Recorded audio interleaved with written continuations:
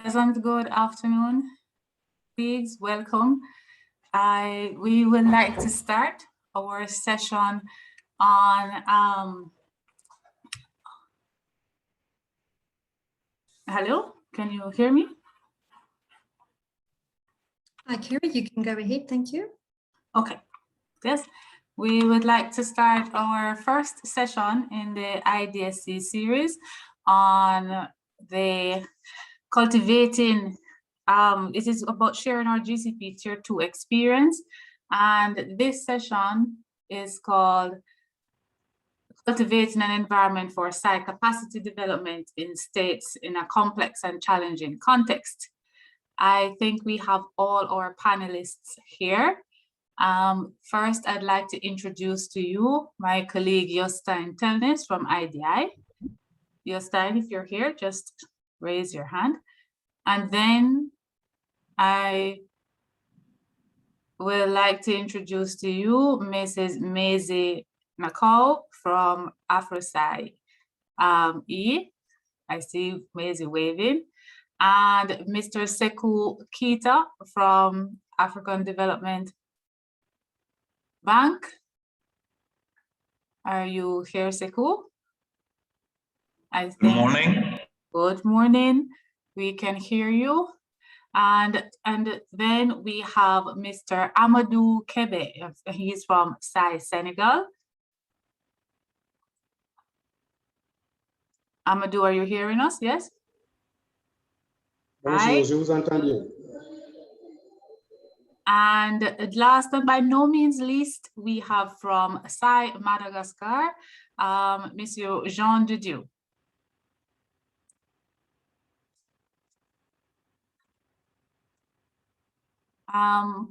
Sorry. So do you hear me? Yes, we hear you. Yes. Okay. So good morning. Good morning. I'm here. Thank you. Thank you so much. And thank you all for joining us this afternoon. Here, the panelists will start to share their experience on the Global Call for Proposals Tier 2, which the current round just ended in June 2021. And for those of us who may not be aware of the Tier 2, I will first give a brief overview, and then we will start our panel discussion about some lessons learned during this round of the Tier 2, what we believe are key factors that need to be in play from the individual perspective the panelists will share. If you want to support SAIs that are operating in such a context or to have initiatives such as these. And then we will go to some discussions about the way forward and what we had hoped we knew before we started this new round of the Tier 2. And then at the end of the session, we have some time for you, our audience, to submit your questions. If you look, I think, to the right of your screen, you will see the possibility for a chat function. So you can send in your questions and we'll try to answer them as best as possible. So the Tier 2, this started as an initiative from the INTOSAI-Donor Corporation, where we realized that in addition to the Global Call for Proposals Tier 1, which was an open invitation for all SAIs and INTOSAI members to submit concept notes, which we tried to match with donors, that there were some SAIs that were not in a position to attempt to prepare a concept note. And thus the idea of the Global Call for Tier 2 came into play in 2017. Here, they decided that with this particular initiative, what we will try to do is to target those SAIs that we believe would benefit greatly from our assistance and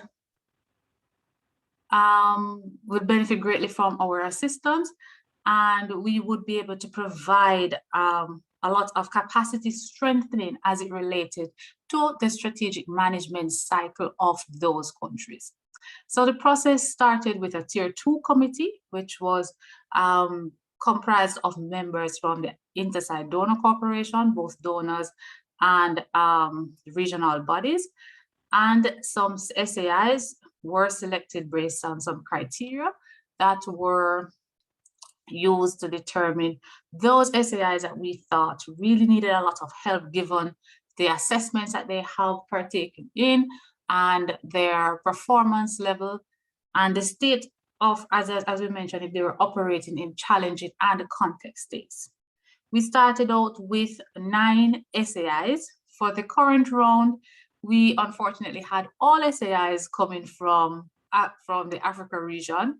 And so we had 5 SAIs from French-speaking Africa and 4 SAIs from English-speaking Africa. On the IDI website, you will be able to find much more information on the Global Call for Proposals Tier 2, but I will continue with just a brief update. Before I continue, I was just told that some of the panel members were not able to see you on screen. So if you can just double check if you're seeing yourselves, just so that all audience members can see you today. Then when we had the 8 beneficiary SAIs, the 9 beneficiary SAIs, my apologies, then we started with what many of you will know as that is called the PAPAP program. And this is where the IDI, AfroSci, and CREFIAF came together and joined to do a partnership in which they tried to determine how they would implement the support to these 9 SAIs. The PAPAP partnership was then funded by a few donors, Iceland to mention, just one, and we had,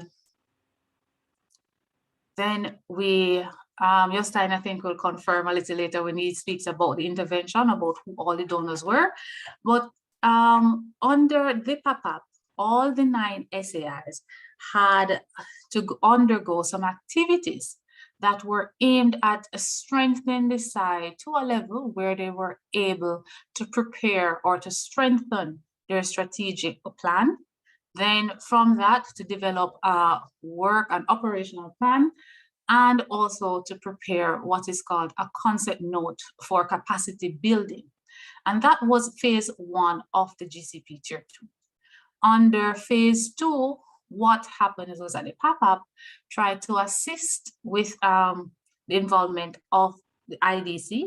I tried to assist these 9 SAIs to get long-term capacity development funding based off the concept notes that they prepared under phase 1. And so what we will do today, as I mentioned, is we will hear from some of the key partners that participated in PAPAP from their individual perspective. So we have a donor representative with SECU. We have one of the beneficiary SAIs, which is Mr. Jean Dudou representing SAI Madagascar. We have a peer partner who is from SAI Senegal. And we have Jostein and Maisie who were part of the PAPAP partnership.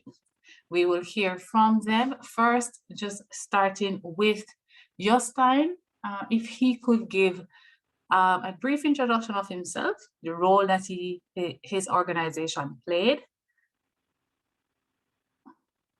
Just 1 second. I am just getting a question. Some participants have problems connecting, so we will just take 2 minutes before we start to share our experiences, because we know many SAIs are trying to connect today because they are interested in seeing how such an initiative could work in their context.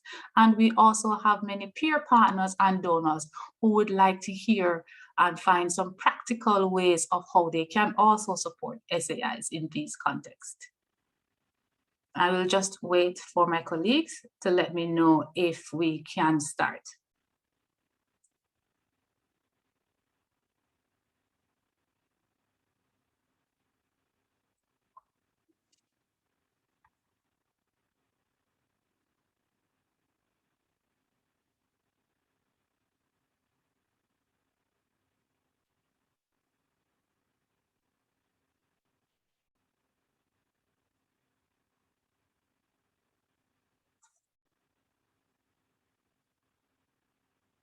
Camilla, are we able to continue?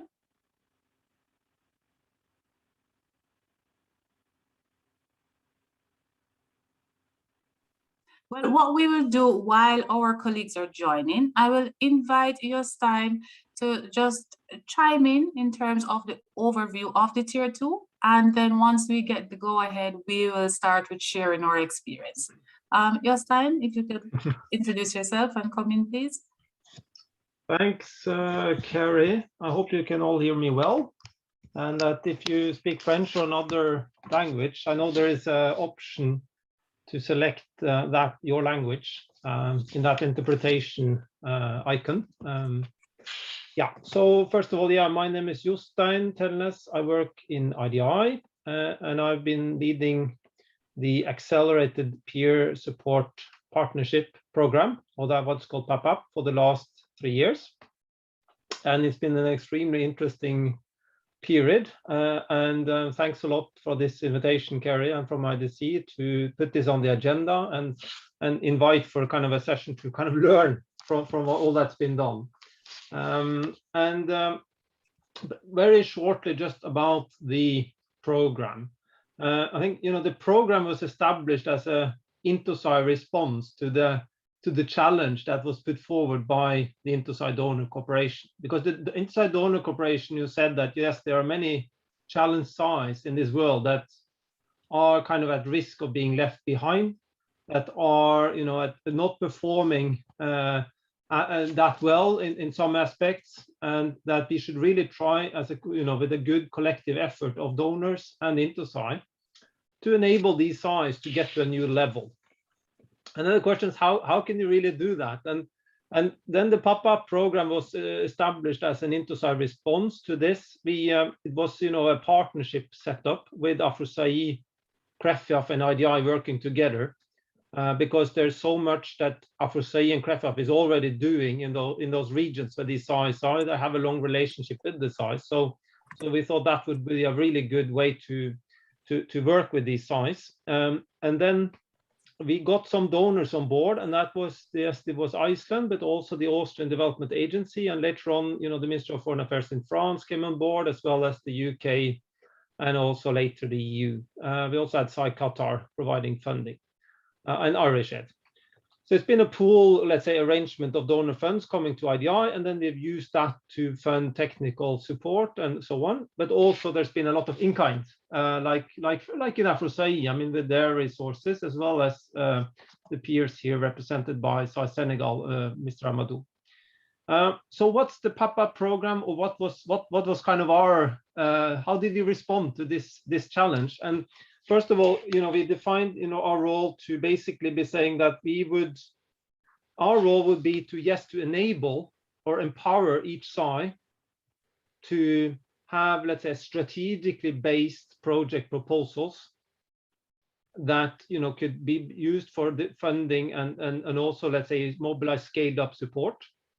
And that at the end of the day would lead to the SAIs that would perform at a greater level, meaning that they would be delivering, let's say, more and better audits and be of greater benefit to the citizens, parliament, and the society. So our objective was not to help each SAI to make a project proposal. We could have done that, you know, just say, we come down to you, like, you know, have a workshop for a couple of weeks, make a project proposal. That could be, you know, there's been a lot of attempts in those ways to do those things, and maybe sometimes it can be good, but our approach was fundamentally, let's design this in a way so the SAIs are put at the forefront. Let them make sure it's based on their own strategic plans. It's links to, you know, the ongoing support that's been there, it's ongoing plans, and they own it and they can take it forward, and it can really lead to change. So kind of the key activities that we planned for in this program was to have, first of all, customized support to each SAI. Don't take all these 9 and say, you know, all they have to go through these same steps. No, try to talk with each SAI, find out what they really needed and so on to get there.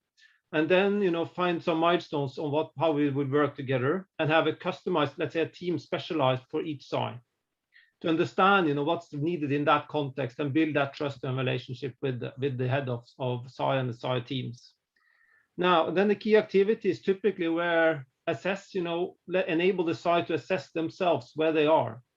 Not having, let's say, consultants coming in and telling them, this is where you are, but let's decide themselves, actually define their own problems compared to the international standards. Then engage stakeholders nationally, like, parliament, etc. Then do the strategic planning process, and then have kind of regular interaction with potential partners, presenting project proposals. So both for donors as well as technical partners. So that's where the main steps. And then, Carrie, you challenged me a bit on, what are the key factors that are needed to make such an initiative a success?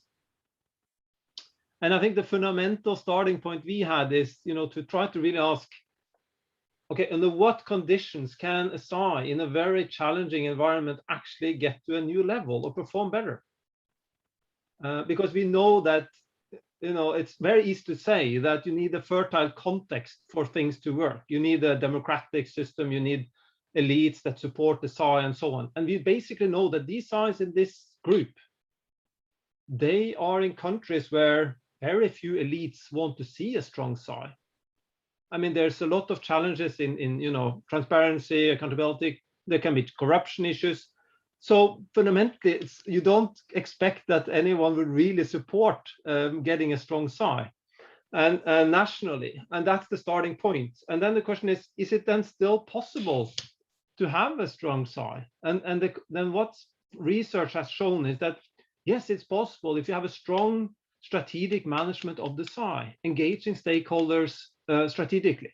So that means if you have powerful leadership that really wants to reform the SAI, that is, engaging the stakeholders, then it can work.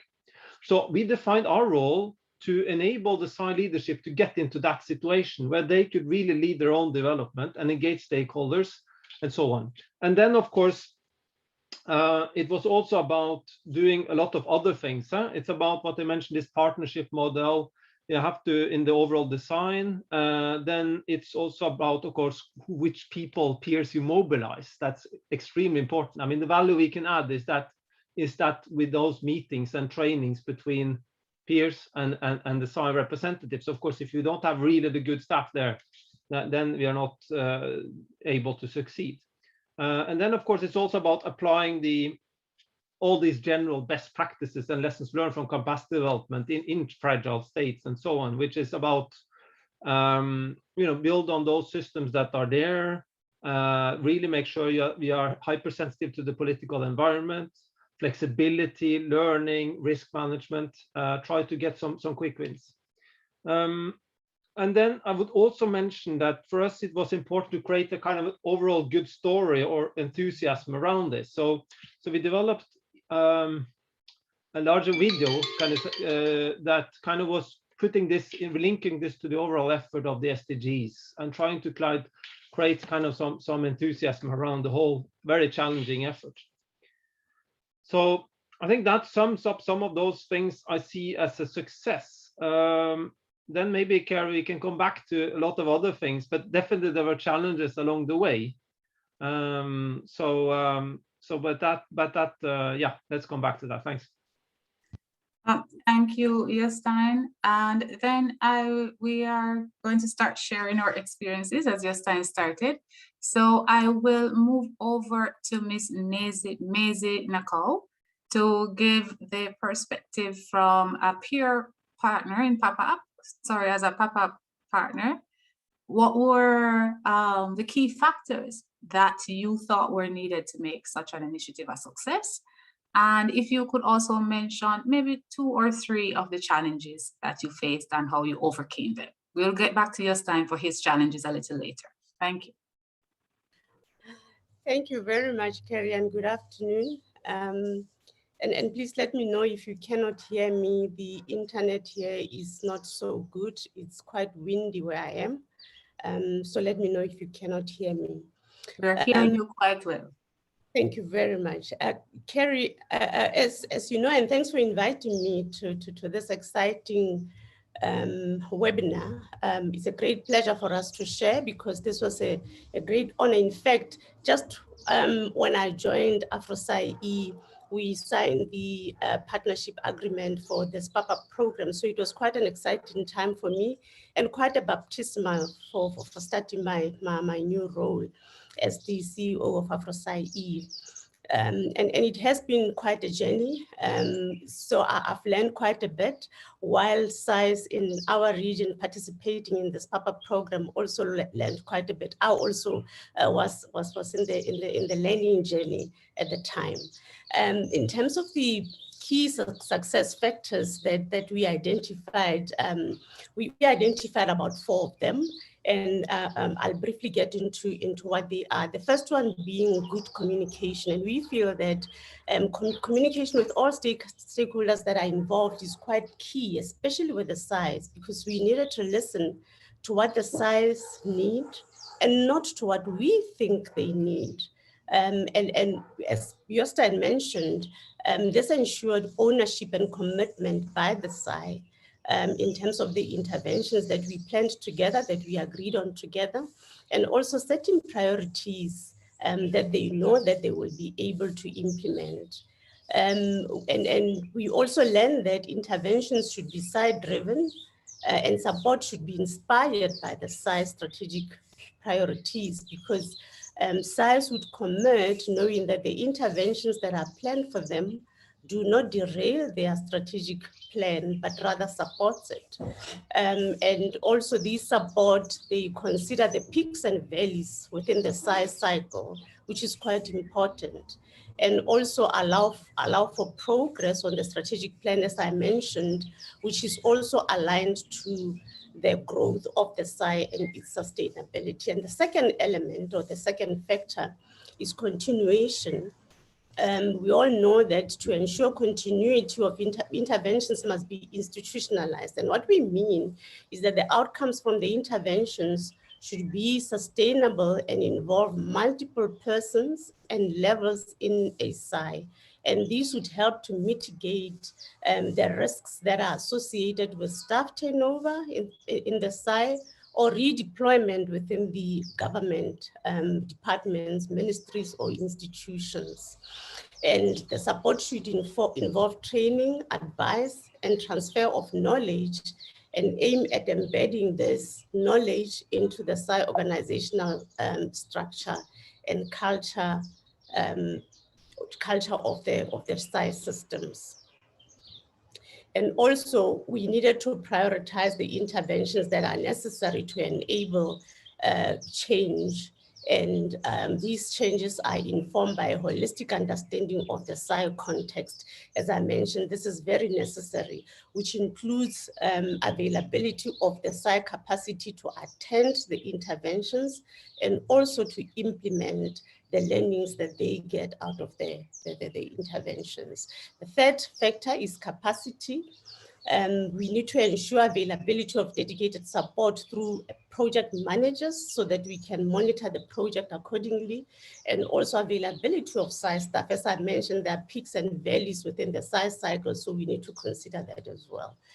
And we needed to ensure gradual scaling up of support and continuous learning. Resource allocations should be adjusted if needed, depending on the learning opportunities and the implementing capacity at the SAI level. And this would be done by agreeing on project deliverables every year when finalizing the annual plan. And lastly, coordination. One of the success factors is coordination, which is effective coordination between the SAI, the partners, and the donors, and understanding each organization's goal, role in this whole project, so that we can pick on each other and not only tick in the box, but make sure that there is effective coordination. And having synergies with existing regional and national programs and resources as well. As we mentioned, some of our SAIs, they depend largely on their government initiatives and resources as well. So we needed to make sure that the coordination at government level is also effective. And we may also make use of the active use of technology for enhanced communication and collaboration as well. And in terms of the challenges, yes, we faced quite a lot of challenges, and I'll just say but a few. One of the challenge is the effective implementation of the SAI strategy.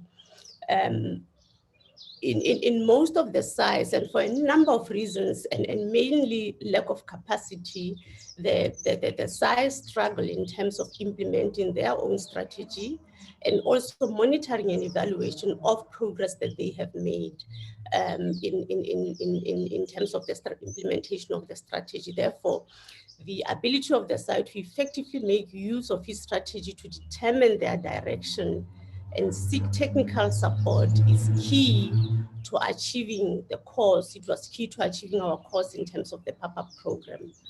And a strategy, we know, should primarily set the direction, and its effective use will ensure focus to the intended goal and measurable results. I have also mentioned that the capacity of the SAI would be a challenge. Their capacity to absorb training was quite a challenge in terms of absorbing all the opportunity learning that we had. And their absorption capacity should be a guiding factor in how we plan for these interventions, and in terms of phasing them in and scaling them up gradually, so that implementation can be measured and success can be measured appropriately. And one of the challenges obviously was the availability of the e-learning and online based tools for capacity development to be utilized. And if I can just share lastly, there's one more, but if you allow me to just squeeze in one, the ability to adapt to change. As we know, COVID-19, Kerry, was one of the deterrents in the past 18 months or so. And we have had to adapt in terms of COVID-19. Everybody was challenged in their organizations. So it has been quite a challenge to adapt in this regard. And I suppose most people will share their experiences with COVID-19 and how they sort of had to change gear. And I will talk more about how we had to change gear to be able to support our size, and especially the pop-up size during these challenging times. Thank you very much, Kerry. Thank you so much, Maisie. And Maisie touched a lot on some points relating to the SAI themselves and what she thought the SAI needed to do or where they needed support. So based on that, I'd like to invite our panelist who's representing SAI Madagascar to come in with his perspective as a beneficiary SAI. What Madagascar thought, were the key factors for them to ensure that the initiative was a success, and a few challenges they faced. And then I will go to Amadou afterwards. So Jean Didier, if you could come in first, please. You have a few minutes to discuss. Thank you very much, Kerry. I am Rakutun Ramiam Jean Didier, the president of the Court of Accounts of Madagascar, and I'm very excited and very happy to share what I have done under this important initiative. Well, could you share the screen, or I can? Yeah. Yes. Next, please. Yeah. This is a few context that Madagascar was selected as a beneficiary of the support in 2017, and we have done the strategic plan for 2020 up to 2024. and in collaboration with IDI, CRIFIAF, and peers. And during that, it was required to create a partnership support group, which includes the site itself, the World Bank, USAID, European Union, UNDP, French Embassy, and the public agency of the execution of projects funded by the donors, which is based in Madagascar. And the second objective of this project is to implement the strategic plan. And then we got a principal donor, USAID.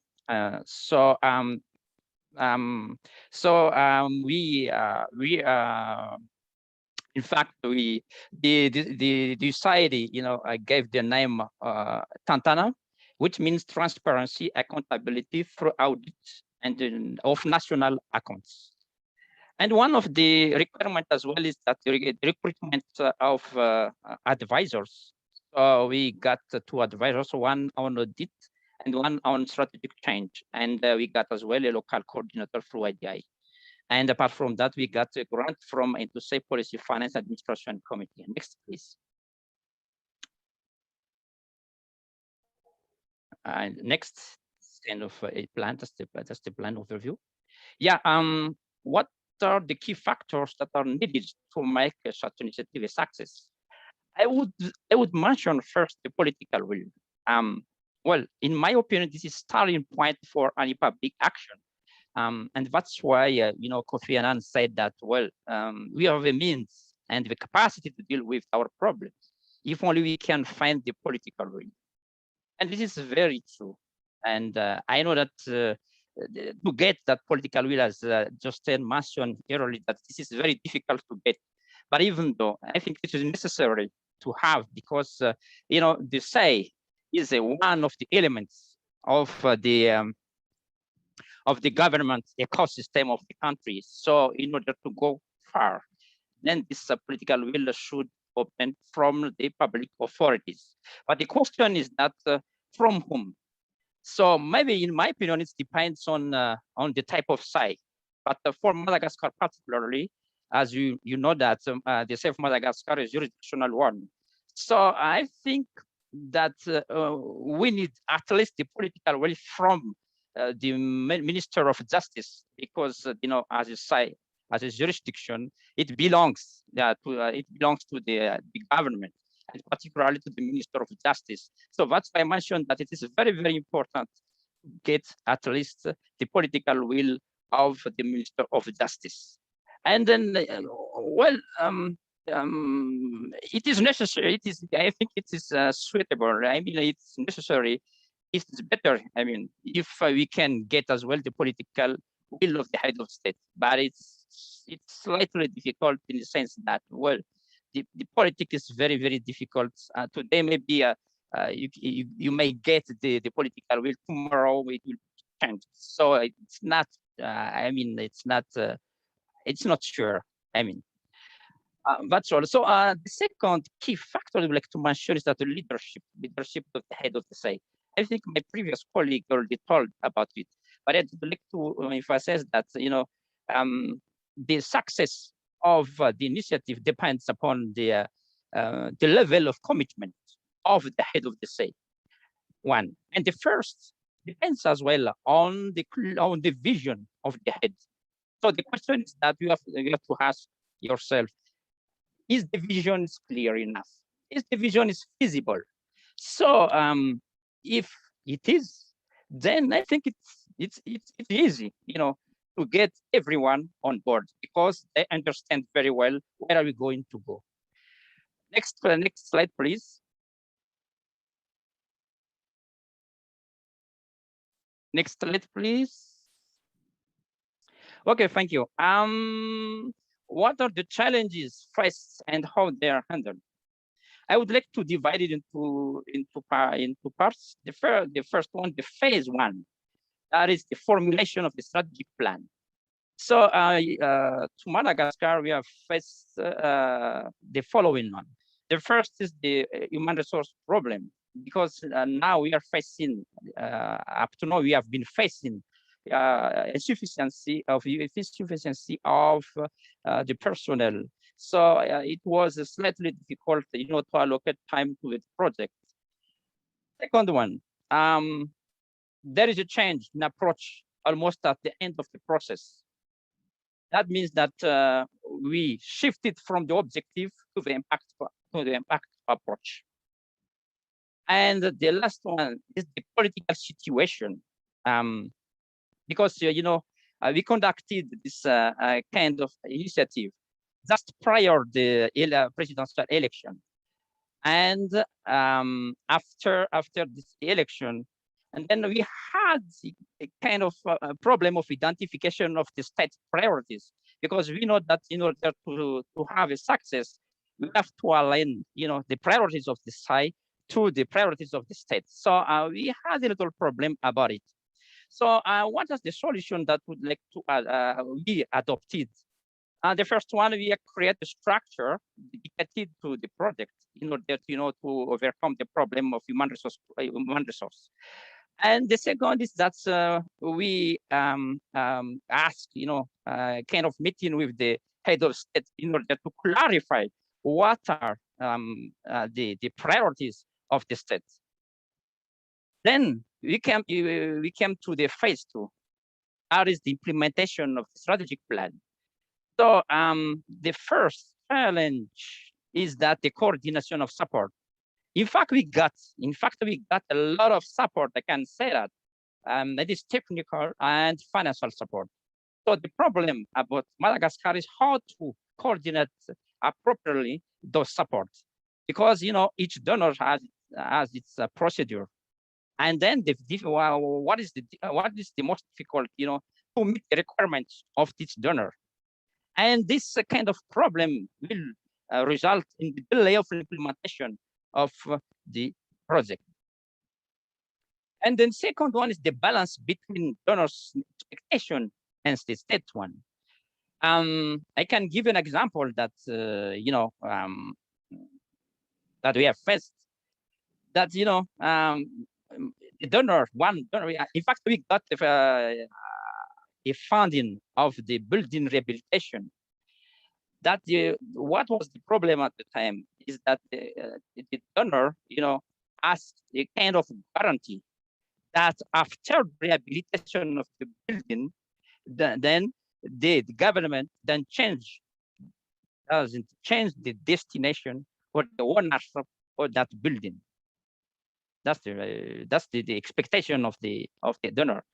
And on the other hand, I mean, on the side of the government and the state, there is a kind of I don't know how to explain it, but there is hesitation of giving that guarantee of the ownership. So in my opinion, it's a big challenge, because you have to find a way, in order to have a kind of a common ground. So this is very, very, very, very difficult to deal with. And next challenges. Next slide, please, if you don't mind. Okay, thank you. This is the last challenge. The frequent change of the government, which impacted the management of the site. Why it created the problem on the site? Because if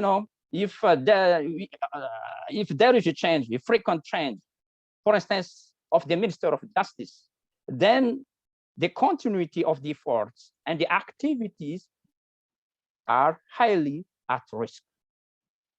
And then this change as well, result in time consuming. And you have to go back to the start. You have to renegotiate.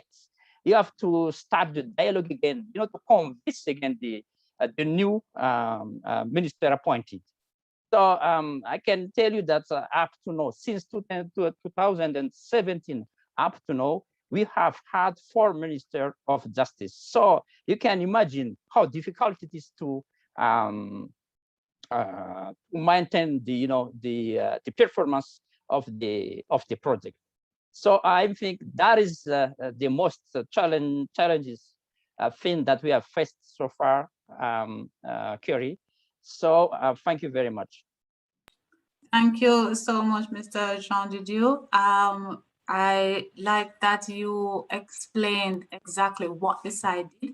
And I noticed a similarity between what Maisie mentioned in terms of the vision, ensuring that the size, the beneficiary size understood the vision and what was expected of them, and how you told us how you clearly try to translate this to your stakeholders, so to the government and to the donors in terms of how you coordinate and keep them abreast of what is happening. So I will go now to my colleague, Mr. Amadou Kebe from Senegal, to share his experience as a provider of peer support. I think he will speak in French. And so colleagues who speak English, please look on the interpretation channel, which is at the bottom of your screen. Select English channel so you can hear the simultaneous translation. Mr. Kebe, please.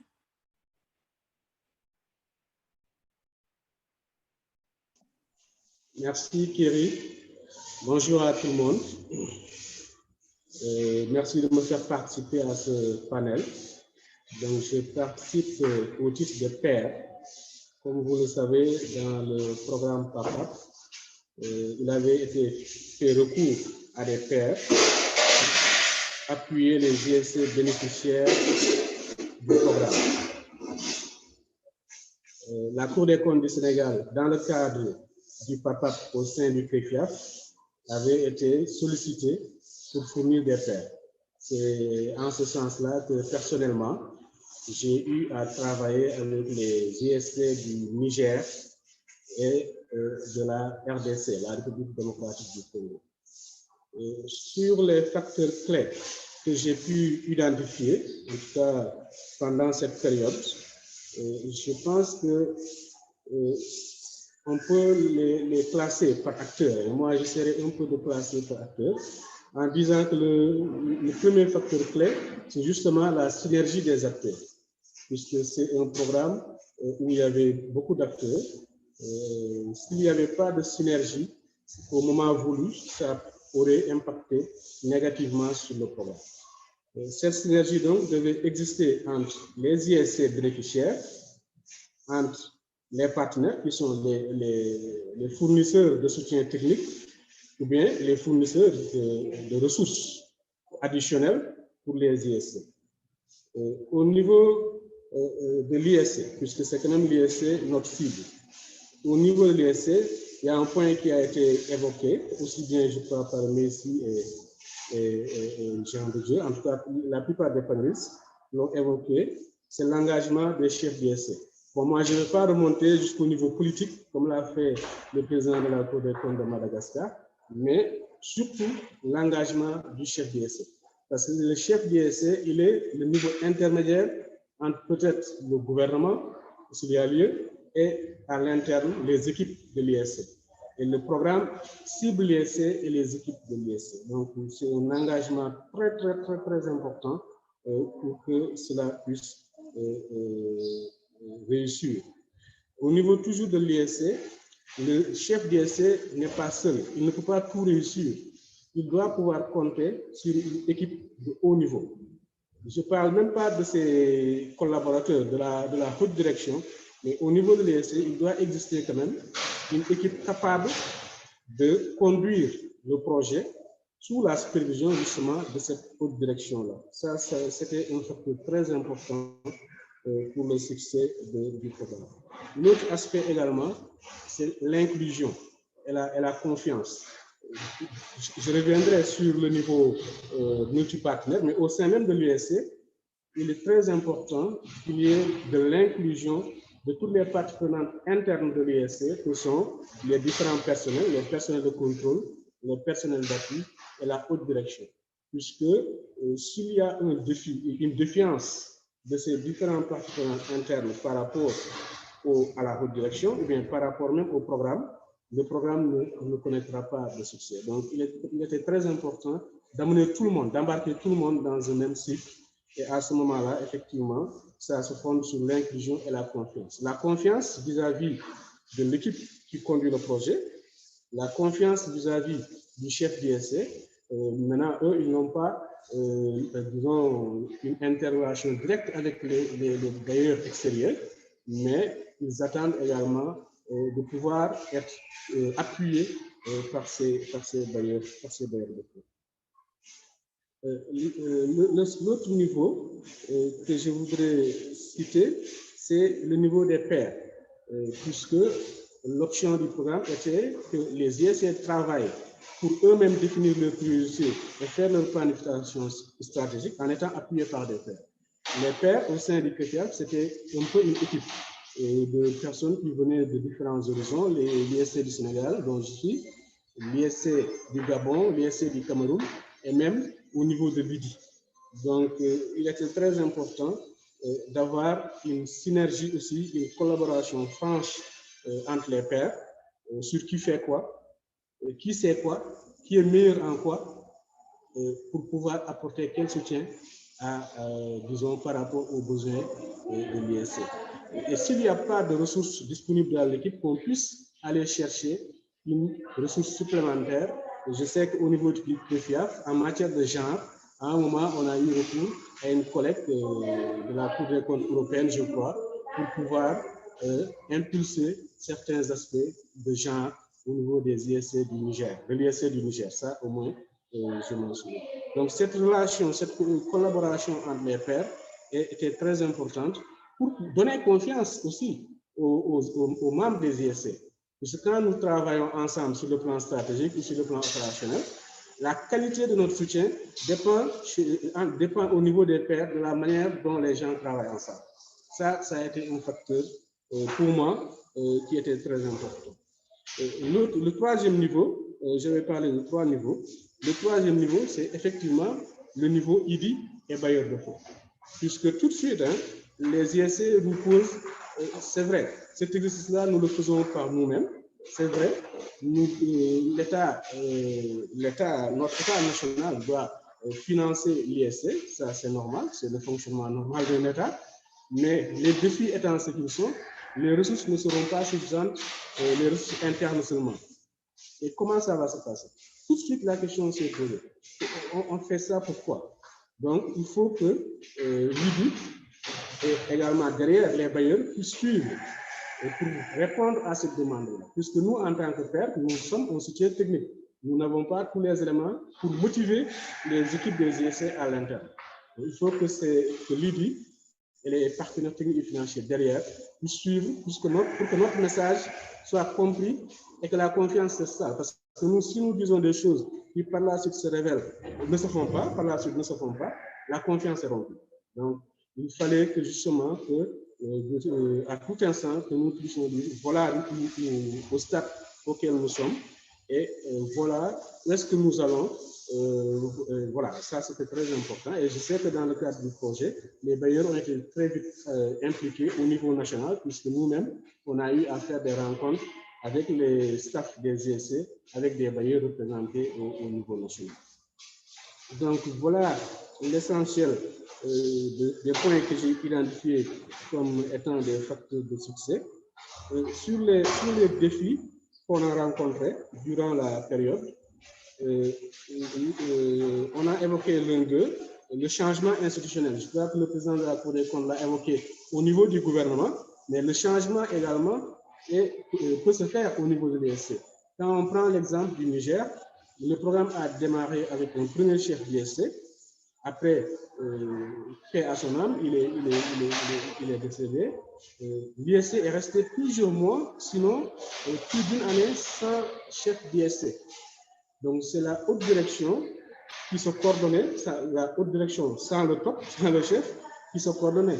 Donc, ça, c'était un grand défi. S'il n'y avait pas de la cohésion au niveau de la haute direction pour pouvoir conduire le projet et pouvoir faire confiance à l'équipe du projet, le projet allait s'arrêter net. Ensuite, il y a eu la nomination du chef d'ISC. Je pense qu'à ce moment-là, on avait déjà l'essentiel des articles. Je crois même au niveau du Niger, j'avais même le plan opérationnel. En tout cas, le plan stratégique était fait. Ils ont nommé un nouveau président d'ISC, un nouveau président de la Cour des comptes. Si ce président-là n'était pas intéressé par le projet, ou bien ne comprenait pas les enjeux du projet, ça également, ça allait être un grand problème. Mais heureusement, dans l'exemple du Niger, c'est vraiment un cas de succès. Ça aurait pu ne pas être le cas dans une autre USA. Donc, c'est un défi qu'il faut prendre en compte, effectivement. Un autre défi, c'est la nouveauté de l'outil. Le programme, les ISC étaient habitués à la gestion axée sur les résultats. Aussi bien le Niger, par exemple, que la RDC, ils avaient déjà eu à faire des plans stratégiques antérieurement, même s'ils n'ont pas poursuivi. Par exemple, quand le programme démarrait, il n'y avait pas de plan stratégique au niveau du Niger, si mes souvenirs sont bons, comme au niveau de la RDC. Donc, ils avaient cette expérience de la gestion axée sur les résultats, mais le PAPAP a apporté une nouvelle couche.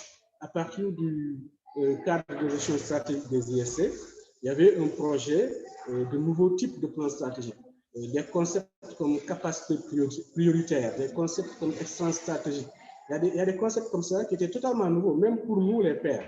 Donc ça, c'était un défi. Il fallait que nous les pairs, qu'on puisse comprendre cela, qu'on puisse s'approprier de cela pour pouvoir le transmettre aux collègues des ISC, parce que des questions allaient forcément être soulevées par rapport à ça. Vous allez comprendre les différents niveaux de la planification stratégique d'une autre manière. Un exemple concret, c'est quand au niveau du système prôné par le programme, tous les outputs n'étaient pas considérés comme un output.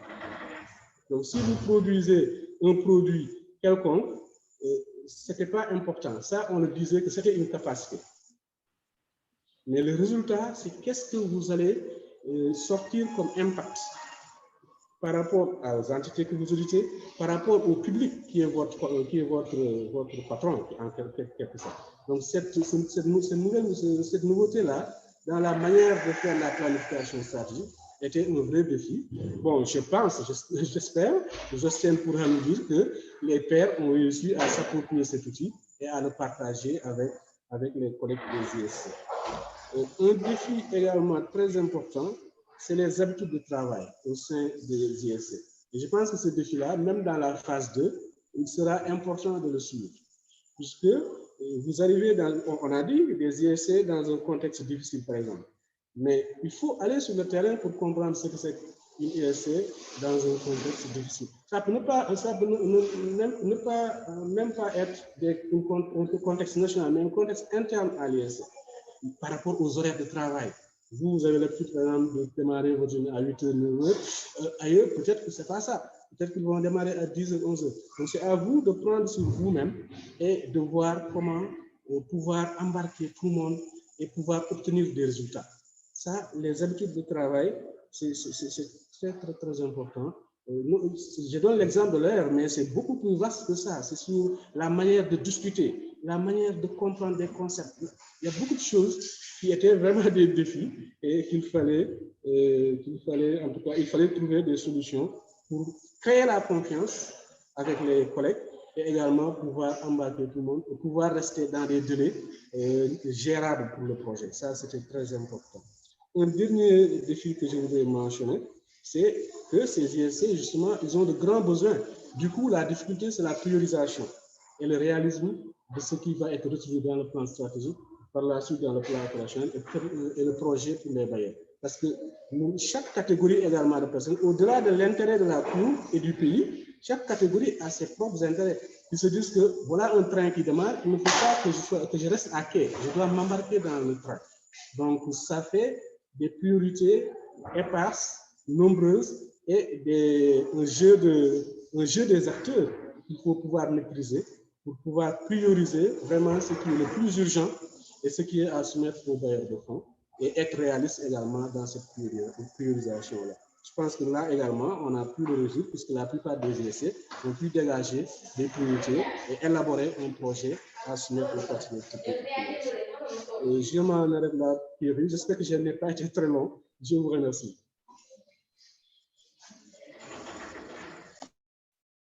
Thank you so much, Mr. Kebe. I think that we all appreciated how in-depth you went with these challenges and the solutions, and it's always good to hear from our providers of peer support, their perspective of working with SAIs, and especially on interventions like this.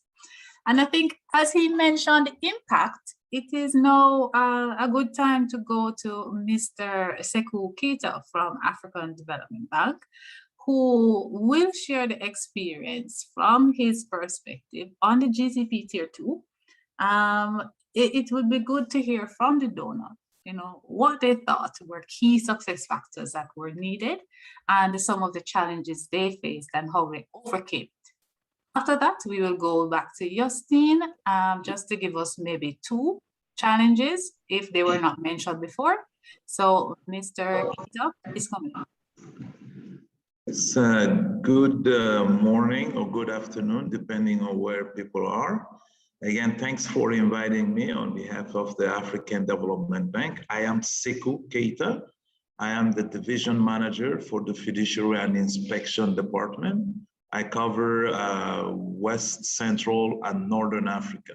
So it's about 27 of the 54 countries. So again, to piggyback on what all the panelists have said, when I look a little bit at from our experience, again, Tier 2 was coming on the back of other support that had already been given. So it was a way of finding a better way, if I want to say it that way. So I think some of the key elements that make it successful is, I think this time around there was avoidance of overlap, and encouraging the scaling up in terms of successful initiatives. So coming back and adding to whatever is existing, either being on the diagnostic phase or everything else. So I think there was a better way of looking at avoiding overlap. And I think the president of the Cour des Comptes of Madagascar alluded to it a little bit. We favored different donor with different experience. And one element what found could have been very helpful is what I'll call like يمكن أن يفيدنا. Homegrown solutions. يتعلق الأمر هنا بالحلول المحلية. So I'm sorry, I'm hearing back the interpreter from my side. I don't know if I'm the only one. يقول المتكلم إنه يسمع لغتين في نفس القناة. Just 1 second, Mr. Keita. We're hearing the Arabic interpreter in the English channel. I think there is something going on. Okay, I think it stopped. Yes, okay, go ahead. Yeah. So what I would call like in-country or in-grown solution. So that's, I think, the specificities of each country, not, although it's a global initiative, but adapting it to the needs. And I think different panelists have mentioned that. So the in-country leadership, spanning from above government, but also the commitment at the country level. I think those were some of the key elements of success, and I trust that was also discussed by some of the panelists. When I look at it from that perspective, when you start thinking about challenges, it's obviously the same cross-cutting challenge of finding enough financial support to be able to carry out all the objective and trying to deliver the impact that was thin. But some of the discussion, I'll piggyback a little bit on what Amadou was saying, is like the physical presence in country. We realize it does make actually a fundamental difference that if you're sitting in-house, in country with the SAI, being able to provide the off-record, if you want to say so. So that's in terms of implementation. And then utilizing the entire network of what was there as peer support. One of the key elements when you look back was the specialization and professionalization of SAI personnel. We thought those kind of were a challenge, in some countries where they may be, I'll say, natural resource heavy, you will find it difficult for the SAI to have that expertise. So this is more on the operational side. And then one element that Amadou did indicate is the SAI leadership and the stewardship. If there is discontinuity, then it becomes very difficult because the entire process kind of turned into a standstill. And I think those sometimes is due to natural reason as the passing of someone, but those institutional leadership stewardship throughout were some of the challenge. And I think one of the key thing that we thought may have been a key determinant is the tone that is set by the SAI leadership itself. How do they drive this process, as well as internally within the SAI, but also within the country, and then dealing with all the partners. You can see a fundamental difference when the leadership of the SAI is really up front and leading on the initiative. That makes a fundamental difference. So those, from our perspective, were some of the elements. So when I look back at some of the things we could have probably picked up earlier, is the president of SAI Madagascar indicated under the hat of the political will, but it's the global advocacy approach to SAI independence.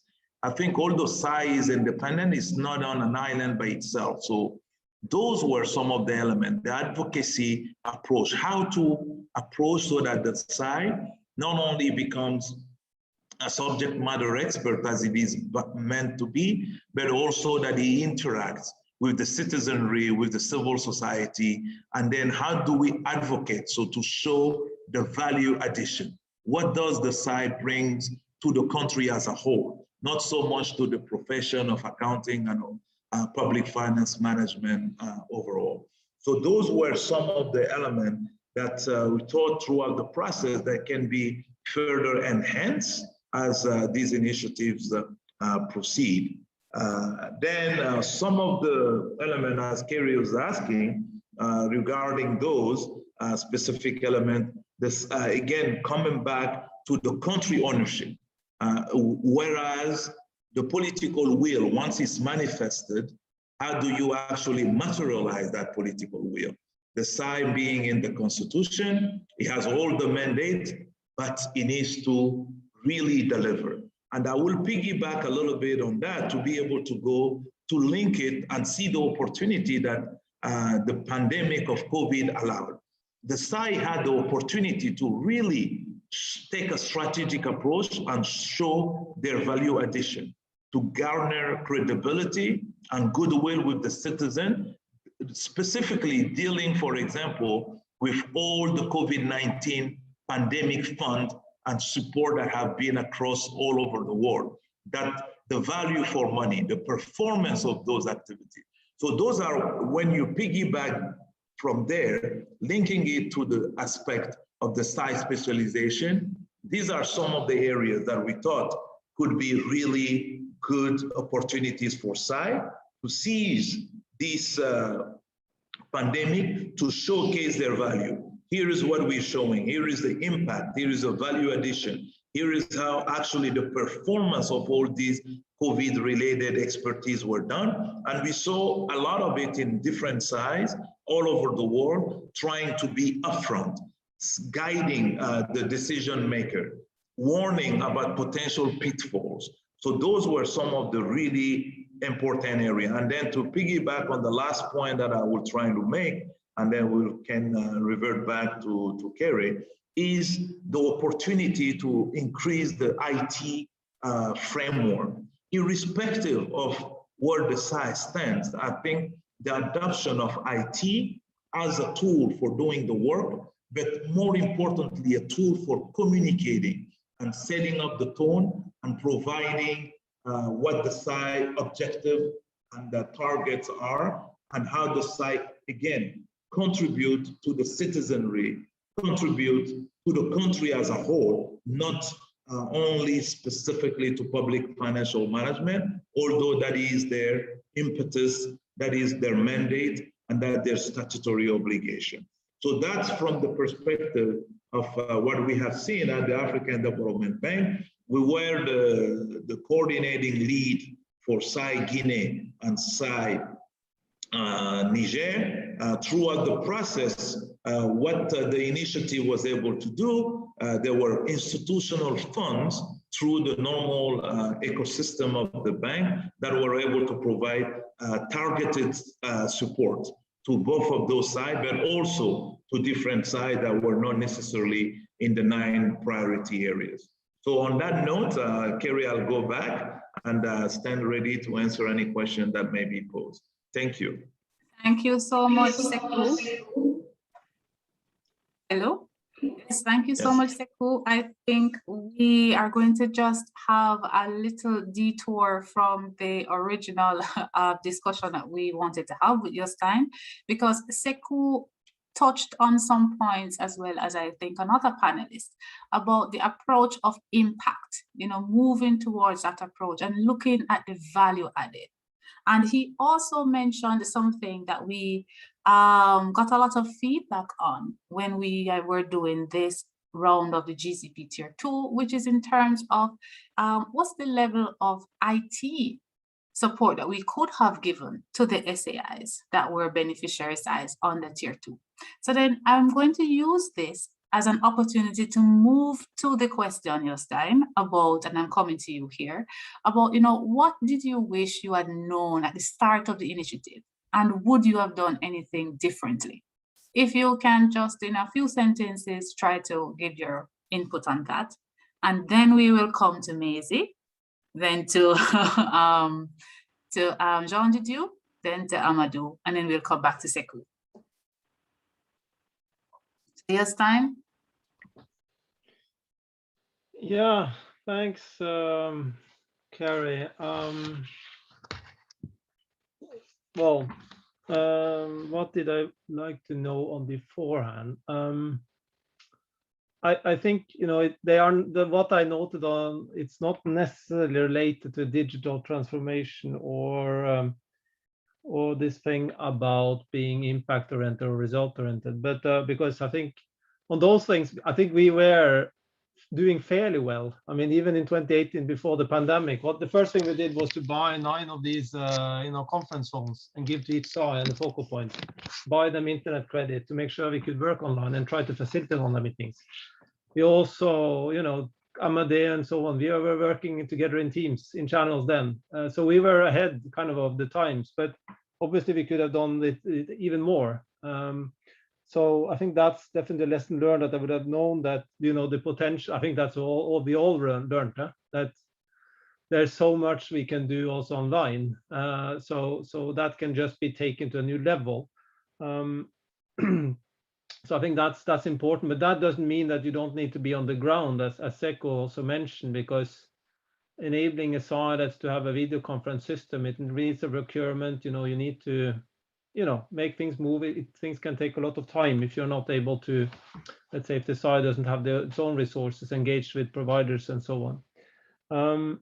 Now, what I would say also regarding impact, I think the key thing there is that the traditional strategic planning in SAIs, that's, let's say, also IDI has contributed to, is that, yes, you define some goals, you define some objectives. That can be fine. It can be a logical approach, you can, so on. Now, what we tried to do, and that Mr. Jean Didier and President kind of pointed to, was that we tried, it was not so clear in the beginning that, you know, we wanted SAIs to present, to really take as a starting point, at the end of the day, what are the main results you want to deliver in this strategic planning period that can really create some impact. So some of these 9 SAIs, they don't issue an annual audit report, or they are not doing the judging as, you know, the Constitution expects them to, or their audit, let's say, coverage is very limited. So obviously you have to start there, and then you have to ask yourself, what capacities do you need to actually do that? And from them really leads to, okay, what capacities are actually then possible? So instead of saying, yes, we want this goal, this objective, no, we're saying our main thing is to achieve that results, and what kind of capacities are critical to achieve that. So there's a lot of nice capacities to have, but there are some critical ones. And then at the end of the day, what kind of provides of support, what support is needed. So that, what I wish I would knew was that, if I should have done it again, I think we should have had a much clearer analytical approach to that, to get to that result-oriented thing, because it has a lot about how you facilitate the strategic planning process, It's a lot about how you make sure you make a feasible strategic plan, and also, of course, make it appropriate for the context and so on. So that's just, of course, I have a lot of there's also some really lessons learned on partner engagements. Okay. If I could just mention that, Kerry, or if you want us to concentrate on impact and digital transformation. No concentration on any specific topic, just the key, one or two key things that you, as from your perspective as a peer, the Papa, what you thought, Yeah. what you would have done differently, if anything, and what you wish you had known.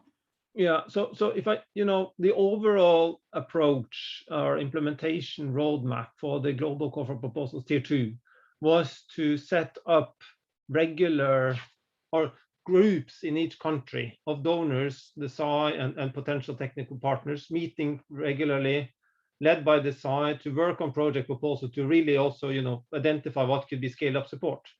Now we really struggle to get that mechanism working in each country. And it has a lot of different reasons, but some countries it worked really well, other countries it didn't. And it's about the political situation. Let's say Togo, Eritrea, we know it's hard for the SAI to legitimately call for such meetings.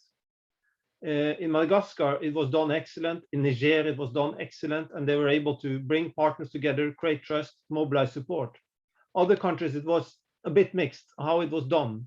And I think if I should done it again, I think we should have, I think for the new round, I think it would be fairly okay to say that much of this kind of partner brokering should either be done by the donor or let's say the technical partner, like the PAPA program. That could be that, as long as the SAI is okay with that. But just to make sure these things are held, these discussions are held. The SAI are, due to so many reasons, these are SAIs with limited implementation capacity in general. So, taking on this effort may not be prioritized. It can also be, as all of you have talked about, this SAI commitment. I mean, yes, it's a very important success factor, but it differs. The SAI strength of the SAI leadership, it differs, and that's a challenge in many of these countries. And what you do, well, should you say then, okay, let's leave them out, let's wait 5 years and see if we then can support the SAI? Or should you say, no, let's try, agenda is 2030, it's not like 2040, it's 2030, so we have to try. So that then it means maybe we should step in, try to organize these meetings. Okay, there's not a strong SAI leadership here, we see it, we know it. Okay, but anyway, let's work with those people in the SAI that we know can do something, because there's always talented people in each SAI. Let's try to move things forward on those areas where it can work. Let's try to target it so they can, develop in the process. And I think that's what we've done with those SAIs where we've seen leaders have not been that strong, and try to be there closely with them in that journey. And I think that's something we could do even more, and be made greater country presence, maybe in those countries where the SAI leadership is maybe in particular struggling. Yeah. So I think that would be maybe a main lesson learned as well. Thanks. No, thank you very much, Jostein, because political will and the commitment of leadership was mentioned a lot from our panelists. Maisie, if I may, I'm going to just skip you a bit and go to Jean Dudu, because I would like to hear from you as a beneficiary SAI. What would you have done differently, and what you wished you had known at the beginning of when you just joined this Tier 2 initiative? Okay, thank you, Kerry. Just a few things. What I wished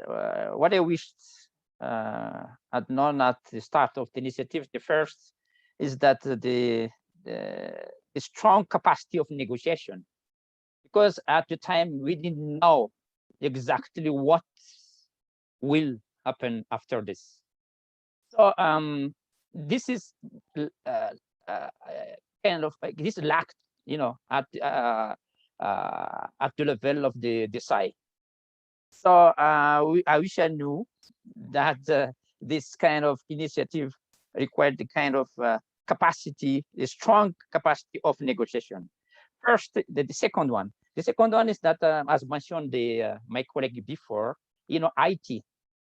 That was also very necessary. So, we were not prepared well. So I wish to know that at the beginning. Otherwise, we would have done maybe better than this one. Understood. Thank you so much. I have to quickly cut you off, unfortunately, because we are coming close to the end. Maisie, I'll come back to you. From your perspective, is there anything you would have done different?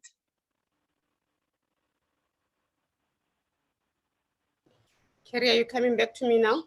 Yes.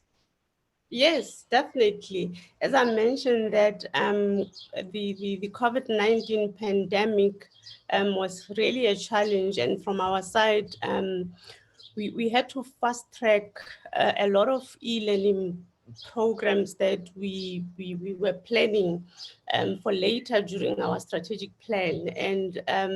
And certainly, this is something that we would have done earlier, because just to make sure that when countries went into lockdown, we would have material that would not only keep SAI staff busy, but also empower them.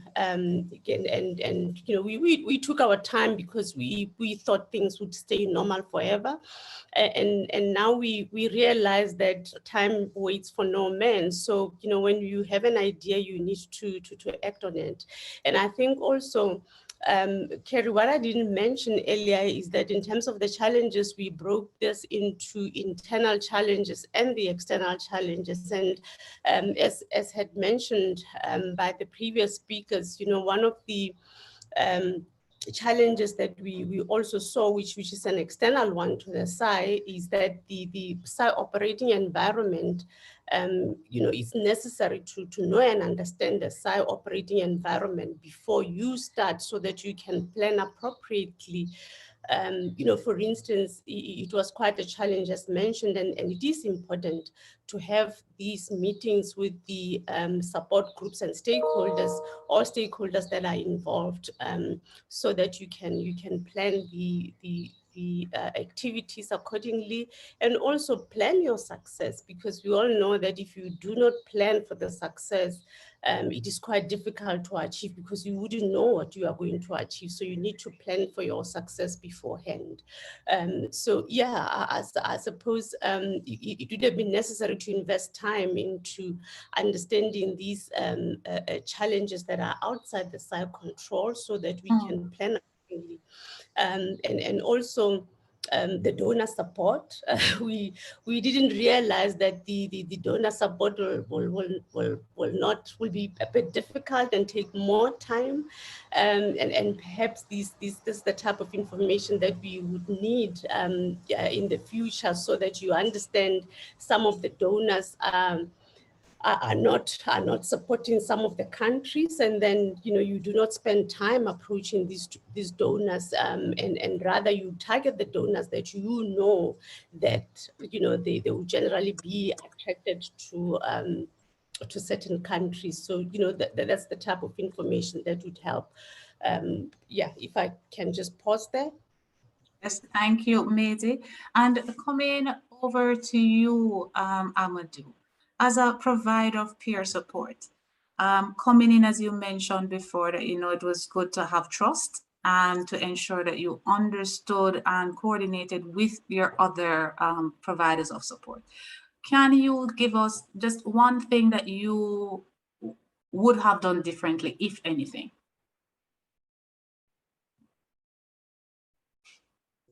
Oui, merci. Ce qu'on aurait pu faire différemment, ou bien mieux, c'est peut-être donner de la visibilité par rapport au programme à tous les acteurs. Dès le début, que chaque acteur sache où on va, à chaque stade, quel est son rôle, quelle est l'interaction. Bon, ça, je sais qu'à un moment, il y a eu des interrogations parfois au niveau de l'équipe des pairs. mais c'est vraiment des points à améliorer. Hein. Ça a bien fonctionné dans l'ensemble, mais effectivement, il y avait des points à améliorer de ce point de vue-là. Et du point de vue de l'ISC, mais ça, après, ça s'est amélioré au courant du programme. Les ISC sont habitués à voir des bailleurs de fonds venir leur proposer quelque chose. Ici, on leur disait, définissez votre priorité et allez chercher les bailleurs de fonds, bien que on les aide dans cette recherche de financement-là. Comme disait le président de la Cour des comptes de Madagascar, cet aspect de vous devez négocier et d'avoir cette capacité de faire venir, d'intéresser les bailleurs, ça s'est amélioré au fil du programme, mais au début, ce n'était pas très clair. Voilà, ça c'est des aspects qu'on aurait pu améliorer. Maintenant, j'ai une question sur ça, c'est sous forme de question que je voulais poser, c'est le calibrage du programme. On devait travailler sur des ISC où la durée qu'on leur donnait pour faire l'état des lieux, faire le plan stratégique, faire le plan opérationnel et sortir un projet à proposer au bailleurs de fonds, les 2 ans qui étaient prévus ont semblé par la suite un peu court pour certaines ISC du moins. Voilà. Donc, est-ce qu'à l'avenir, on doit rester dans des délais serrés pour pouvoir les booster et avoir des résultats aussi dans des délais raisonnables, c'est important, ou bien il faut prendre en compte ces contextes difficiles et mettre des délais plus élastiques tout en restant quand même réalistes. Voilà ce que je voulais partager. Merci. Thank you, Amadou. I think Maisie also mentioned that is something she wished she had known. The time frame would be much longer than we had anticipated. And I believe in our lessons learned, we've received a lot of feedback as well that we should try to factor in things outside the site control, things that the donors as well, of the donors' processes and procedures. And so, yes, indeed, this will be factored into the new round in terms of the length of time it may take, as well as how we can,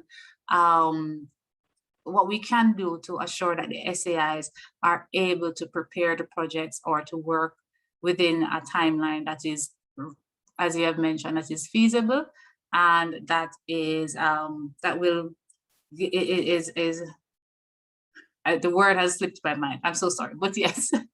I will come to you, Sekou. You had answered this question, I think, before we started in your presentation. So what I would ask you to do as we go to our final question, as we move to wrap up, is now that COVID-19 has changed the landscape of how we deliver some of our initiatives with support to SAIs in challenging context. How do you see us doing this going forward?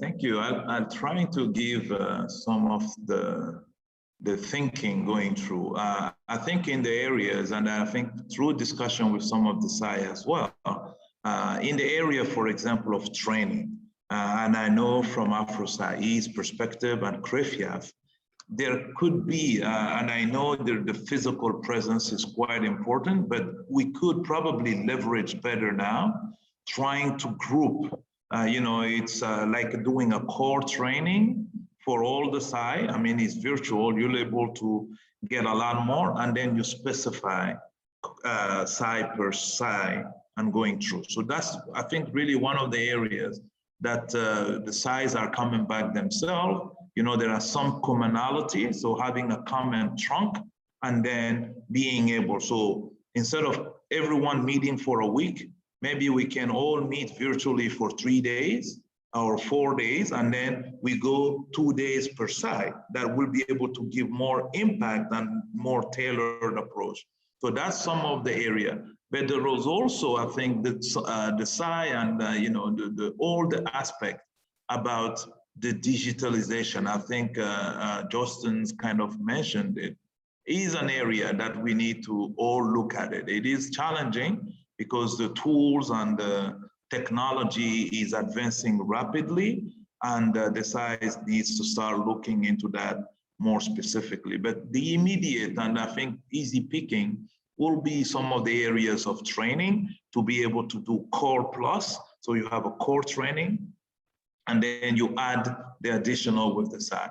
And then all the IT, the information sharing, all the SharePoint. But I think one of the key elements is for the SAI to start communicating through the new medium of communication, their findings. I know some of the SAI had really good impact for the COVID-19 performances issue that have been through social media and whatnot. So those are, I think, some of the immediate, because the technology is already ready and readily and easily available. So it's to finding that canal to be able to experience. So those 2 points to thinking quickly, then the deeper issue of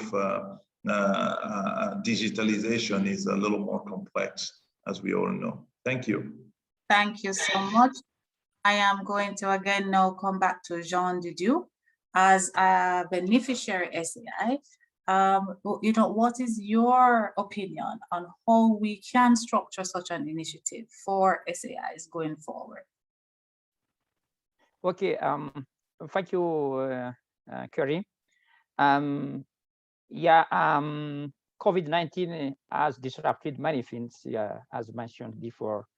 So I think that I would like to confirm the idea of Sekou Gita, saying that digitalization is a key factor of success from now on. Yeah. So due to the COVID-19, you know, we have changed, you know, the way of working here in the SAI. So we, in fact, resorted, I mean, to the remote work and to the automatizing documentation processes. That's very, very important. The second one. The first one, I mean, remote work is easily to solve, in the sense that if you have enough tools, I mean, equipment, then it will be solved. It will solve. But the second one, I mean, the automatizing documentation process, that one needs, you know, kind of comprehensive reform of the state in general, because you know, the success of this work, in fact, does not depend on the SAI itself, but depend on the ecosystem of the management of the state. For instance, the Ministry of Finance, if all activities are conducted in a classic way, then it's not possible, you know, to conduct, you know, kind of digitalization work. So you have to start from the reform of the Ministry of Finance. And then the last one, you know, I think most of the countries, you know, have been facing of the budget cuts due to the crisis, you know. So I think that it is better to focus on this kind of financial support, you know, and to find donors, you know, to give such support. I think that those are the two things that we are going to focus in the future. Thank you. Thank you. Thank you so much, Jean Didieu. Jostein, I would like to come to you. If you could give us maybe one key point that you think going forward that we must consider when we are structuring initiatives like this, given how COVID-19 has changed how we work.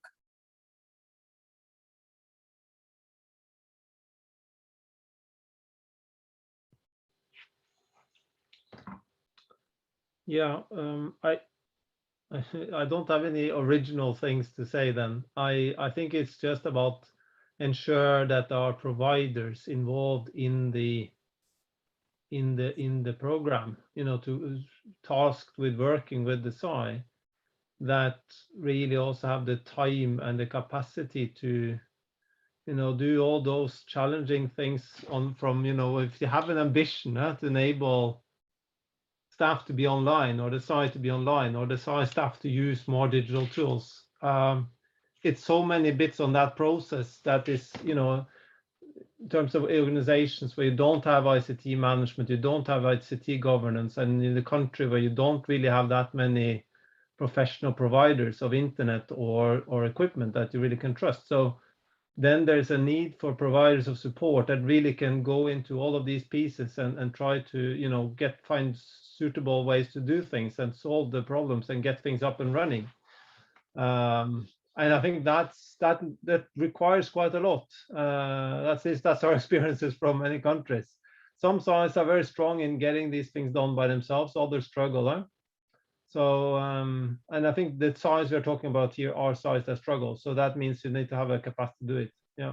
But then, like in South Sudan, if I should give an example there, I mean, we are doing this together with SAI Kenya, which has strong, let's say, SAI, you know, ICT management capacity. So that helps us to kind of combine, you know, the actual, you know, detailed logistical support we and IDI can provide versus, and then bring in also the peer kind of element in a very good way. So I think that's the kind of the solutions that can work to make things move. But obviously it's also, yeah, a lot of work going forward on that one.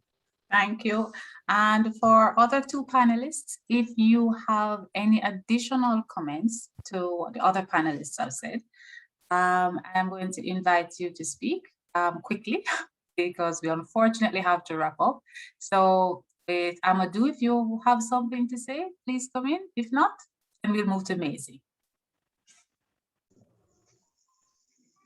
Très brièvement, merci. Très brièvement, au-delà du support technologique par rapport au travail en ligne, un support technique également du point de vue de l'audit des fonds Covid peut être très important pour les ISC bénéficiaires. Merci.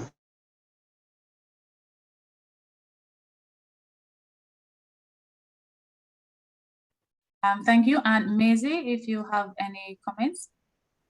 Yes, Kerry, maybe one last comment to add over and above what has been said. From our side, as you know, we have developed an audit software tool, which we believe will help us to help the sites as they implement INTOSAI-based methodologies in their sites, and also support them with the quality assurance reviews that is much needed. So that is something that we would like to fast track, because remote support, as has been said, is going to be a key element. So we need to find ways and methods of supporting the sites in a very efficient and effective way.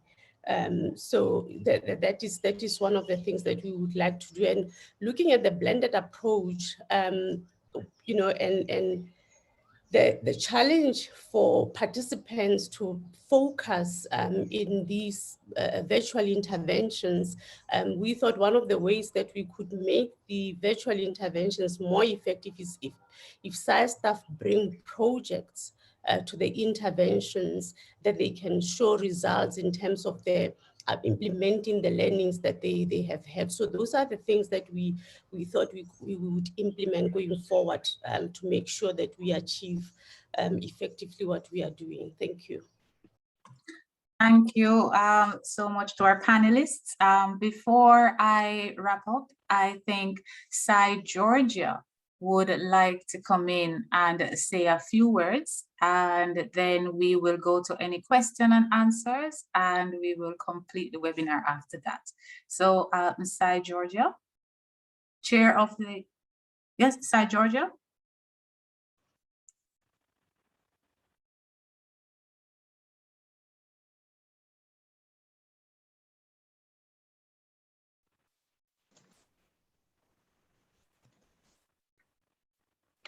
Are you unmuted now, SAI Georgia?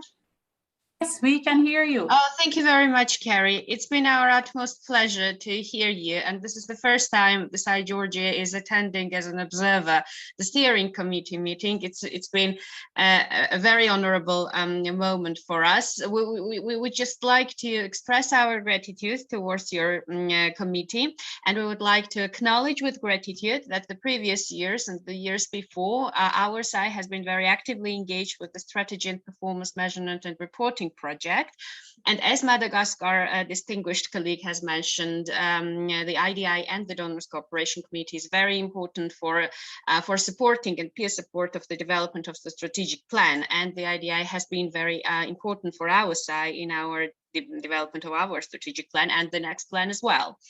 And we would also like to mention that we're looking forward to the next session on 23rd. How can we improve support to SAIS based on findings from the Global SAIS Stocktaking Report 2020, which we're going to attend very keenly. And we're also looking to see what are the other opportunities and avenues of cooperation with the IDI, and to see closely how can we, in a bit more often format, to observe your meetings and to be engaged in a little bit.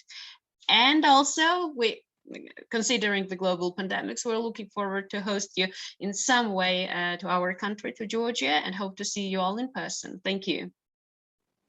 Thank you very much, Nino, our colleagues from South Georgia, for that feedback. I think we have one question, which is how can SAIS become eligible to receive support through GCP Tier 2?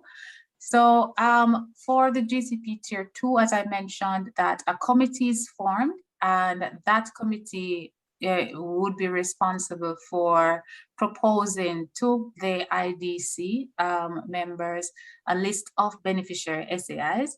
Now, how they go about doing this is that they apply certain criteria that look on the level of income of the country. For example, where you are on the Fragile State Index, the performance, based on if you have done PMF assessment before, based on PIFA reports, and we take into consideration, as I said, many criteria, and that will indicate some of the country's ranking in order. And then we also look on some qualitative factors, such as the political context. Can we operate in these countries? What is the commitment of the leadership, and so forth. But if your SAI has been included in a short list based on what the committee has come up with, then they will get an invitation letter asking if they'd like to participate in this round of the Tier 2, and we will give more information on how to do this going forward. So that is how SAIs become part of the Tier 2 initiative, as this is a targeted approach, as we mentioned before. Thank you. I don't see any more questions. And so I think as I try to summarize our panel discussion today, I think what we can all agree on is that for initiatives such as these that try to support SAIs in challenging context, that commitment from in-country leadership, so starting from the top, coming down to the side leadership, is extremely important. Ensuring that we are able to coordinate amongst ourselves as providers of support, as well as coordinate internally within the SAIs for the beneficiary SAIs. Looking on the absorption capacity, our panelists mentioned about trying to look at the value-added approach, not just showing what the SAI can do in terms of PFM, but for the country as a whole. The as a peer provider or peer partner, it was highlighted that it was key that we have some trust and we tailor our approach that we are giving to the individual SAIs. And going forward, we all agree that digitalization will be very important, but that should not come at the expense of having work done on the ground, because that is also very essential. And so we'd like to thank all our panelists for taking the time to share their experiences with us and give us some invaluable contribution about how to practically implement such an initiative.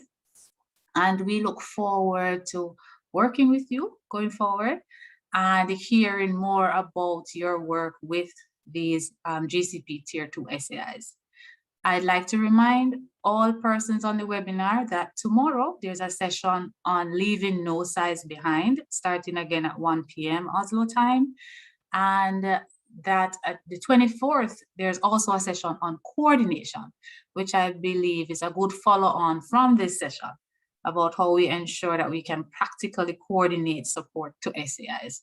So once again, thank you, our audience, for joining, and we wish you a good evening or a good day, depending on where you are, and we will see you soon. Goodbye.